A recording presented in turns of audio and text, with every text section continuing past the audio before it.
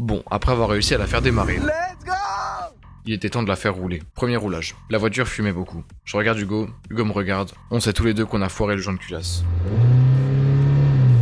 On vérifie le joint de cache-culbuteur. Ça fuit aussi. On est dimanche soir et on a le contrôle technique le lundi matin. Il m'a dit serre plus fort, j'ai serré plus fort, ça a cassé net. La vis est soudée au culbuteur. Impossible de démarrer sans cache-culbu. On cherche un nouveau culbuteur sur le bon coin. On trouve, on fonce le chercher.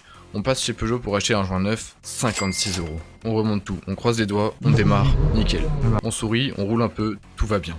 La semaine d'après, je reviens pour récupérer la voiture et passer le contrôle technique le lendemain matin.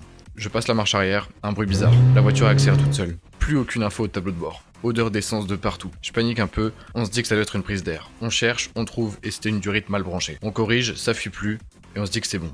Je roule 1 km et ça sent toujours fort l'essence. Je m'arrête sur le trottoir, j'ouvre le capot, ça fuit fort. Un injecteur. Hugo arrive et on galère pendant 2 heures dans la rue. Il est tard, on répare enfin.